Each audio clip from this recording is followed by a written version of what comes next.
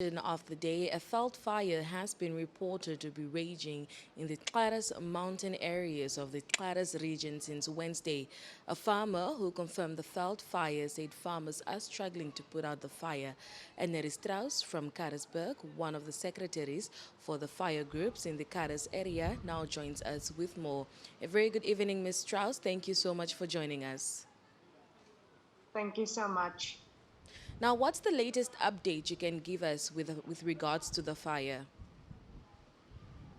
Okay, first I would have to say, due to the location of the fires in the Kharas Mountains and the limited signal, we do not have open communication with the firefighters there. So half a day or more than 3 hours would go by and we would hear nothing from them.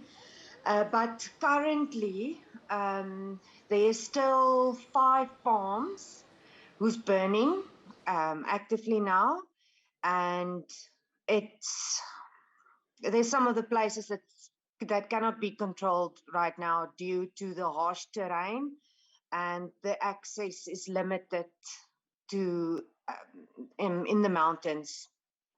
So they do what they can now, um, where it's not in the mountain. And you can only access it by 4x4 vehicle or land cruiser or otherwise on foot. Now, is the cause of the fire known? The cause of this fire that started on the 24th of December was natural causes.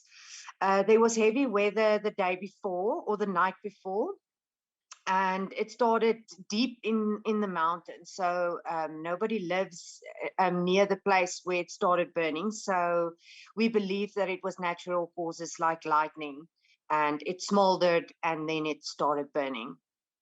Now, from the information at hand, what are some of the measures put in place to contain the fire?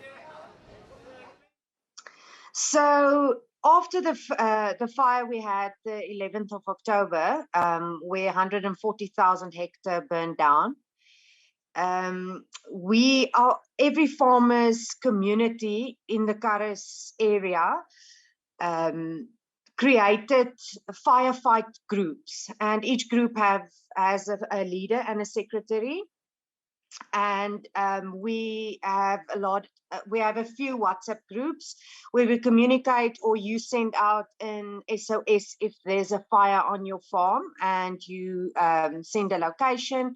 We have maps in place, and then our secretaries would then start to communicate maps, roads, entering points, and assistance where needed, such as water, fuel, etc. All right. Now, with the current state, how can the surrounding communities get involved with helping put out the fire?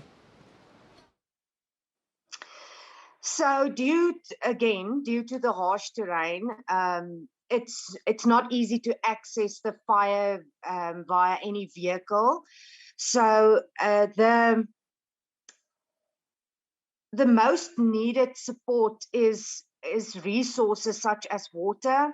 So water trucks that can come to a point near the farmers, so they don't have to drive that far to get water, because some of the water points on the farm is very far away from where the fire is. So it takes them 2 hours to get back to the fire if they go and get water, and then everything they have extinguished just started again. So water is a concern, and then fuel. So they run out of fuel, and then yeah, everybody on foot that can come and help and walk where we can't drive. Are there any casualties reported at this time? No, no, we have there's no lives lost, there's no houses that have burned down. There is, though, loss of animals, and then a lot of infrastructure from the farmers. So that is another thing, that after the fires, then we we come together as farmers communities, and then the drought fund, and we help those farmers rebuild their infrastructure, their fences and their pipelines, etc. All right, Ms. Strauss, thank you so much for joining us this evening, talking to us about the fire, and we will keep in touch for an update regarding the fire. Thank you so much. Have a lovely evening. All right, Goodbye. goodbye.